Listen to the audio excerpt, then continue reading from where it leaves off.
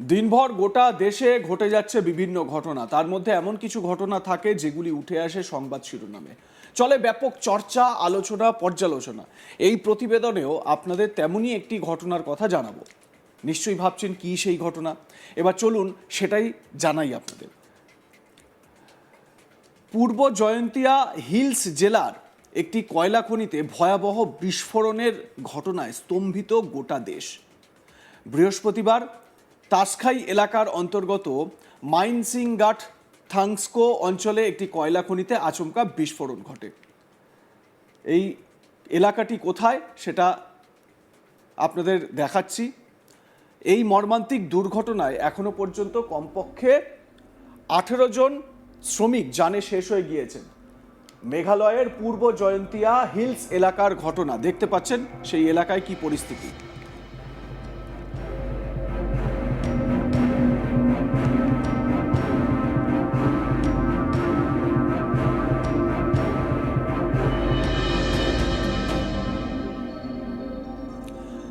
প্রশাসনের আশঙ্কা প্রয়াত মানুষের সংখ্যা আরও বাড়তে পারে, কারণ এখনও খনির ভিতরে একাধিক শ্রমিক আটকে থাকার আশঙ্কা করা হচ্ছে। প্রাথমিক রিপোর্ট অনুযায়ী বিস্ফোরণটি ঘটে একটি অবৈধ কয়লা খনির ভিতরে। বিস্ফোরণের সময় খনির মধ্যে বহু শ্রমিক কাজ করছিলেন। আচমকা এই শক্তিশালী বিস্ফোরণের জেরে মুহূর্তের মধ্যেই পরিস্থিতি ভয়াবহ আকার নেয়। খনির ভিতরে থাকা শ্রমিকদের অনেকেই বেরিয়ে আসার সুযোগ পাননি। বিস্ফোরণের তীব্রতায় খনির একটি বড় অংশ ধসে পড়ে বলে অনুমান করা হচ্ছে। স্থানীয় সূত্রে খবর, দুর্ঘটনার সময় খনির ভিতরে অন্তত 25 থেকে 30 জন শ্রমিক উপস্থিত ছিলেন। তাদের মধ্যে বেশিরভাগই পার্শ্ববর্তী রাজ্য অসমের বাসিন্দা বলে প্রশাসনের প্রাথমিক অনুমান। বহু শ্রমিক জীবিকার তাগিদে ঝুঁকি নিয়ে এই অবৈধ কয়লা খনিতে কাজ করছিলেন। নিরাপত্তার কোনো রকম পর্যাপ্ত ব্যবস্থা না থাকায় এই দুর্ঘটনার পর ক্ষয়ক্ষতির পরিমাণ বহুগুণ বেড়ে যায়। বিস্ফোরণের পরপরই ঘটনাস্থল থেকে কালো ধোঁয়া বেরোতে দেখা যায়। খনির মুখ দিয়ে ঘন কালো ধোঁয়া বেরোনোর দৃশ্যে আতঙ্ক ছড়িয়ে পড়ে গোটা এলাকায়। খনির বাইরে থাকা শ্রমিকরা প্রথমে কিছু বুঝে উঠতে না পারলেও পরে চিৎকার চেঁচামেচির মধ্যে পরিস্থিতি ভয়াবহ হয়ে ওঠে। বহু শ্রমিক ঘটনাস্থলের কাছে জড়ো হন। তাদের মধ্যে আতঙ্ক, কান্না ও অসহায়তার ছবি স্পষ্টভাবে ধরা পড়ে। ঘটনাস্থলে কয়েকজন মহিলাকেও উপস্থিত থাকতে দেখা যায়। তাদের অনেকেই খনিতে কাজ করা শ্রমিকদের পরিবারের সদস্য। স্বজনদের খোঁজে তারা ঘটনাস্থলে ছুটে আসেন। কেউ কেউ স্বামীর খোঁজে, কেউ কেউ আবার বাবা বা ভাইয়ের খবর জানতে ব্যাকুল হয়ে পড়েন। এই দৃশ্য আরও হৃদয় বিদারক হয়ে ওঠে যখন উদ্ধার কাজ চলাকালীন একের পর এক নিথর শরীর বাইরে আনা হয়। মেঘালয় পুলিশ ও প্রশাসন খবর পাওয়া মাত্রই উদ্ধার কাজ শুরু করে। পুলিশ, দমকল বাহিনী এবং বিপর্যয় মোকাবিলা বাহিনীর দল দ্রুত ঘটনাস্থলে পৌঁছায়। খনির ভিতরে আটকে পড়া শ্রমিকদের উদ্ধারের জন্য যুদ্ধকালীন তৎপরতায় কাজ শুরু হয়। তবে খনির ভিতরের পরিস্থিতি অত্যন্ত ঝুঁকিপূর্ণ হওয়ায় উদ্ধার কাজে একাধিক সমস্যা দেখা দেয়। পুলিশ সুপার বিকাশ কুমার জানান, উদ্ধার কাজ চলছে এবং আরও দেহ খনির ভিতরে আটকে থাকার আশঙ্কা রয়েছে। তিনি বলেন, আমরা সর্বোচ্চ চেষ্টা করছি যত দ্রুত সম্ভব উদ্ধার কাজ শেষ করতে। খনির ভিতরে প্রবেশ করা অত্যন্ত বিপজ্জনক, তবুও প্রশিক্ষিত দল কাজ চালিয়ে যাচ্ছে। প্রাথমিক তথ্য অনুযায়ী নিহত শ্রমিকদের মধ্যে অন্তত একজন অসমের কাটিগড়া থানার অন্তর্গত বিহারা গ্রামের বাসিন্দা ছিলেন। প্রশাসনের পক্ষ থেকে নিহতদের পরিচয় নিশ্চিত করার কাজ চলছে। মৃতদেহগুলি ময়নাতদন্তের জন্য পাঠানো হচ্ছে এবং পরিবারের সঙ্গে যোগাযোগ করার চেষ্টা করা হচ্ছে। এই ঘটনাকে কেন্দ্র করে আবারও অবৈধ কয়লা খনি নিয়ে প্রশ্ন উঠতে শুরু করেছে।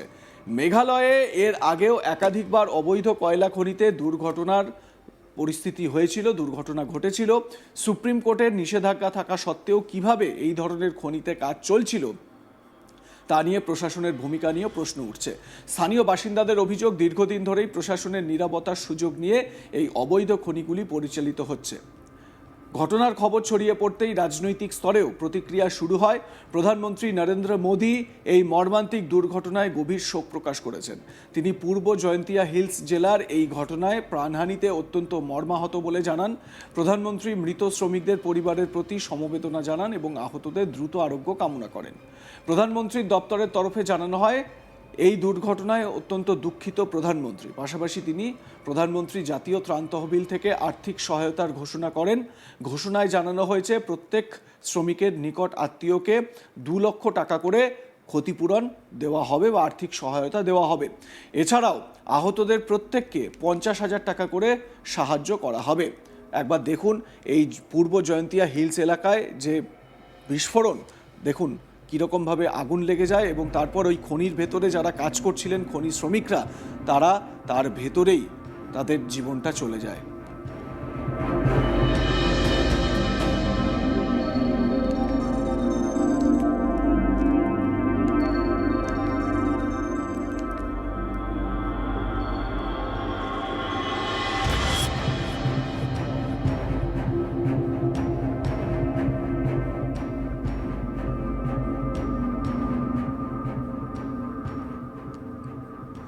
মেঘালয়ের মুখ্যমন্ত্রী কনরাড সাংমাও এই ঘটনায় শোক প্রকাশ করেছেন। তিনি জানান রাজ্য সরকারের পক্ষ থেকেও প্রয়াতদের পরিবারকে আর্থিক সহায়তা করা হবে। কি বলেছেন মুখ্যমন্ত্রী শুনুন। Today we had a very tragic incident that took place in East Gentia Hills, where a dynamite explosion had occurred at an illegal coal mine in Minsingot, Thangsko area in East Gentia Hills. This happened today at around 11 a.m. As per the current reports, about 18 people are reported dead because of this blast. One person is injured and has been shifted to the Yalong Civil Hospital. One SDRF team and several personnel from NDRF are already at the site. Our police department also is at the site, including IG of the Eastern Zone is already there. At the same time, officials from the mining department are also there, and of course the local administration. This incident has happened in a interior location. It's about 25 kilometers from the headquarter.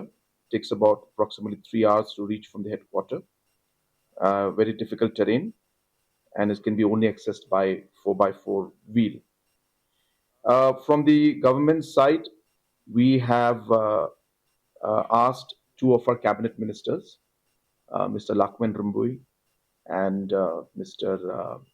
Wailat Mikishila, to go to the district as well as to work their way and reach the site, meet the officials and have a detailed discussion and meeting, and take necessary action which has to be taken. And at the same time, Deputy Chief Minister and myself have been in touch with the district administration, with the departments, with the police, and we have instructed the police to take full action against those who are responsible.